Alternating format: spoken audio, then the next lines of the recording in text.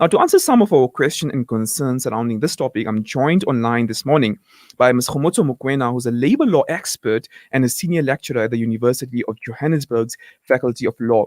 A very good morning to you, Ms. Mokoena. Welcome back to our program. Thanks for having me, Mohammed. Now, let's start this discussion of getting fired for underperformance by finding out whether or not underperformance in particular is a valid ground for dismissal in the South African labor law. Can an employer fire his or her employee for underperforming at work? Yes, it's definitely a valid reason for dismissal. We call it poor work performance.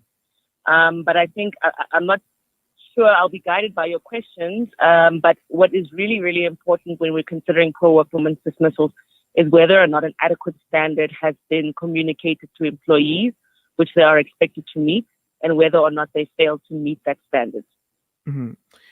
Also, when we're essentially talking about underperforming at work, as you have mentioned, we are essentially talking about poor work performance, and in legal terms, we're essentially talking about incapacity on the part of the employee in question. Now, just to divert slightly from the legal perspective, right? In practice, how easy or difficult could it be for an employee to challenge his or her dismissal based on the ground of incapacity, or one could call it poor work performance? I think what's really important, again, is whether or not the standard has been communicated. So the main way that an employee would perhaps challenge a dismissal for poor work performance is to say, I wasn't aware of the standard that I was expected to meet, or I was aware of the standard that I was expected to meet, and I met that standard. Another way that a person could challenge a dismissal for poor work performance is to say that the employer did not assist them to meet that standard or made it difficult for them to meet that standard. So what's really important in any employment space, again, is the standard being communicated. So, for example, an employer could communicate that standard by creating performance reviews, whether they be every month or whether they be quarterly or every year or twice a year. An employer could create a performance review process where an employee is rated, an employee rates themselves. And, for example, the employer could say, look, you have to score a 3 to meet the threshold, to meet our standard at work. And let's say you consistently score a 1 or a 2. Mm-hmm. It becomes very clear that you're not meeting the standard that the employer has created in the workplace, right? Right. But if you consistently get a 3, consistently get a 4, there's no way an employer could say that you haven't met the standard that they set in the workplace. Mm-hmm, mm-hmm.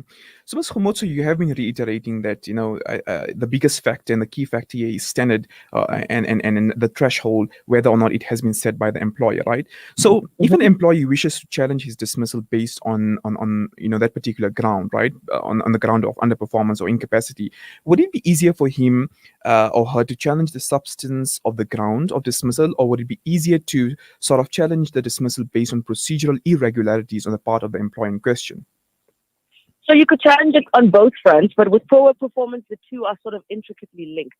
So, for example, the procedure relates to, for example, having these performance reviews, sitting down and having these meetings with an employee to say, hey, you're not meeting the standard. You haven't met the standard since last month or last year. You haven't been meeting these standards. So those processes form part of the procedure. And of course, the substance would be the employer being able to demonstrate that indeed you have not met the standards and these are the standards set.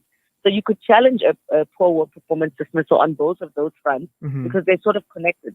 So, for example, if all of a sudden after a year, your employer, without ever having communicated to you that you have been below standard, all of a sudden says you've not been performing. Yes. But they've never taken you through a process where they sit down and explain to you, this is the standard, you've not met the standard, you've not met the standard another month and another month and another month. So after 6 months, we are now dismissing you. That's part of the process and the substance. Mm-hmm, mm-hmm. So, Ms. Mokoena, speaking about performance review, right? I do understand that an employer could sort of, for lack of a better word, counsel the employee that is underperforming at work before dismissing him on the ground of incapacity or underperformance, right? Now, the question here is the employer obliged by law to provide counseling to figure out the reason for the employee's incapacity before dismissing the employee? Or can the employer simply dismiss the employee without providing any form of quote-unquote counseling? It is a requirement in law. We're guided by the Code of Good Practice and Dismissal. So it is a requirement that the employer takes you through that's what you call counseling. It takes you through a process where they explain to you that you're not meeting the required standards. You are aware of the required standard. You continuously are not meeting the required standard. So that is a requirement. And I want to also take a moment to say that these requirements must also be met during probation. Mm-hmm. So a lot of times people think that because you're on 3 months probation or 6 months probation or whatever the case may be, an employer can just dismiss you for poor work performance because you're not meeting the standard. These processes also must be followed during a probation period. Right. So it can't be that you're just dismissed just because you're in the probation period and you don't meet the standard. The employer must still take you through these processes as well, take you through counseling, help you to meet the standards, and then you fail to meet the standards.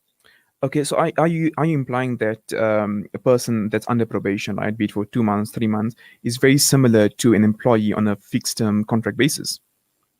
No, and whether you're on probation, if your contract is permanent, your Mm. contract is permanent. So whether you're on probation or not, you are an employee of that organization. It's not a fixed term contract unless it's specified that it's a fixed term contract.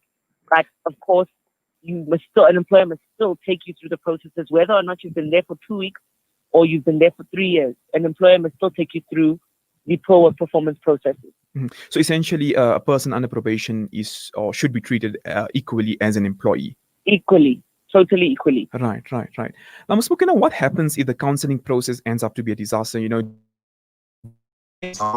Employee does not want to provide, for example, adequate explanation for his underperformance. So what happens next? Is there any other obligation on the employer, on the employee's part, before dismissing the particular employee? Look, it must be reasonable. So these things are also context specific. So in some workplaces, the counseling process will go faster, or with some employees, it will be, a matter of 1 meeting or 2 meetings or 3 meetings. It differs, but it must be reasonable. But an employee who fails continuously to meet the standards, and maybe you've had 2 meetings or 3 meetings, Mm-hmm. and your employer has taken you through and said, hey, you're not meeting the standards, and they've told you that over and over again. They've given you opportunities to meet the standard. They've given you guidance and assistance to meet the standard, and you still are doing your own thing. The employer doesn't have any more obligations except to take you through a final hearing, Right. to say, this many times you continuously didn't meet the standard, and we're now taking you through a process of dismissal. Right. Ms. Mokoena, we're going to have to leave this conversation here this morning. Thank you so much for your time and insight as always. We always appreciate your legal advice. Thank you so much for having me, Mohammed. Have a nice day, Ms. Mokoena. That was Kgomotso Mokoena, a labor law expert and a senior lecturer at the University of Johannesburg Faculty of Law, explaining to us the labor law issue of getting fired from work due to what's known as underperformance, or in legal terms, incapacity or poor work performance.